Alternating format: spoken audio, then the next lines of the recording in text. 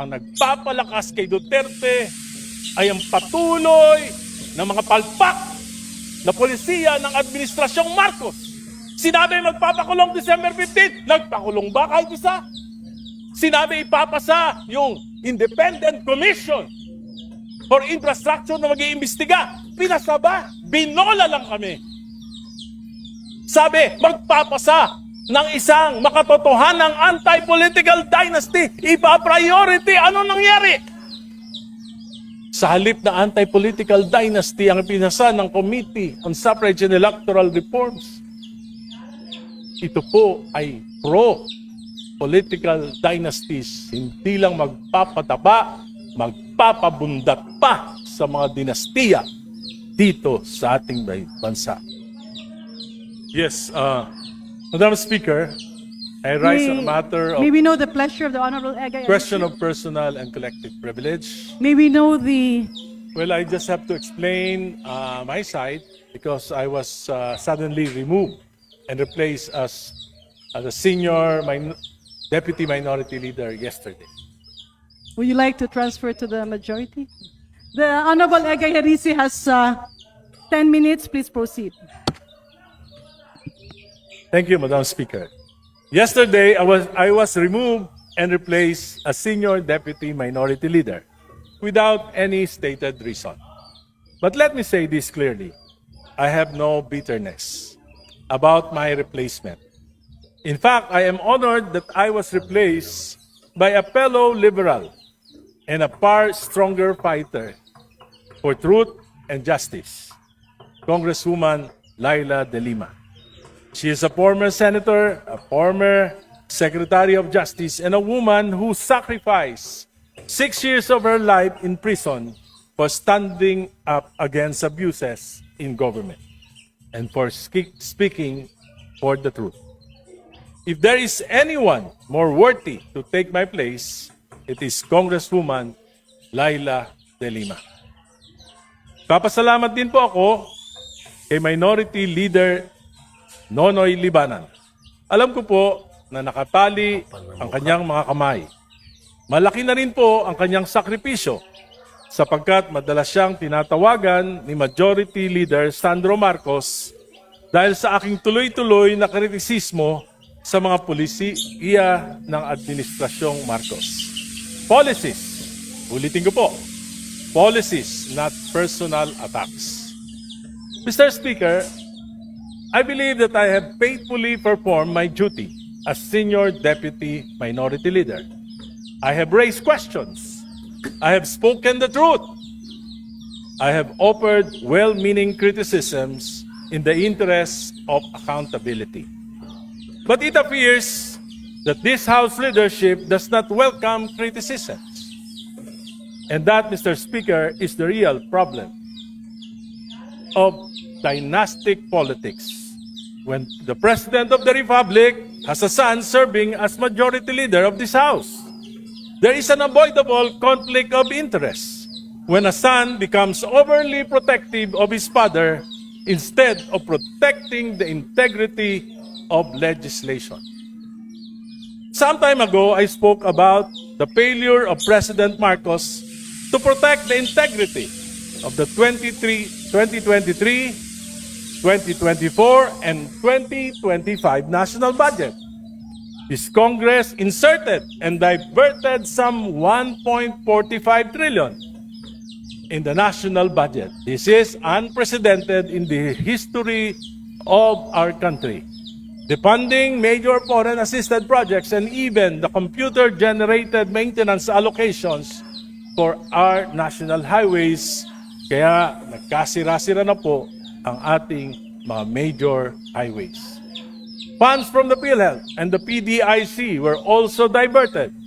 Money that should have protected the health and savings of our people, only to end up in ghost projects or substandard infrastructure.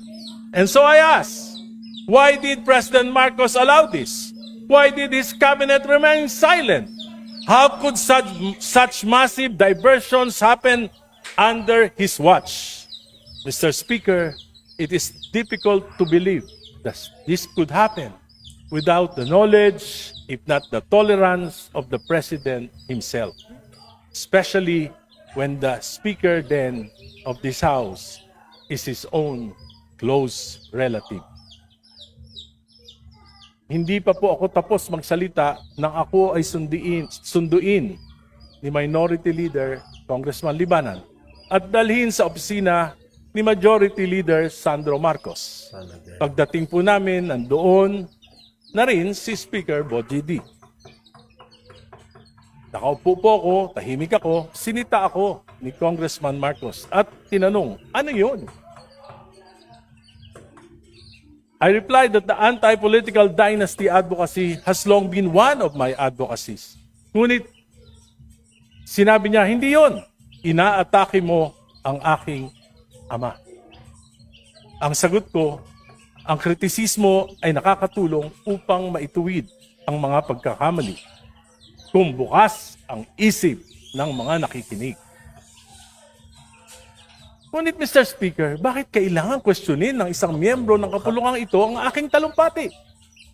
Kung may mali, kung may kasinungalingan, bakit hindi ako debatihin dito mismo sa plenaryo?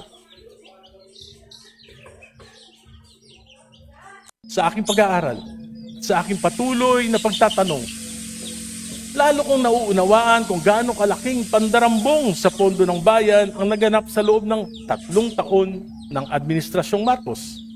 Lalo pa nang ipakita sa akin ni Congressman Leandro Libiste ang ilang datos na tila nagpapakita ng pamahalaan ay parang pinapatakbo ng isang sindikato. I intend to discuss this further in a separate privileged speech. Mr. Speaker, every day I pray to the Lord to give me the courage and wisdom of discernment on what I should do with the responsibility entrusted to me.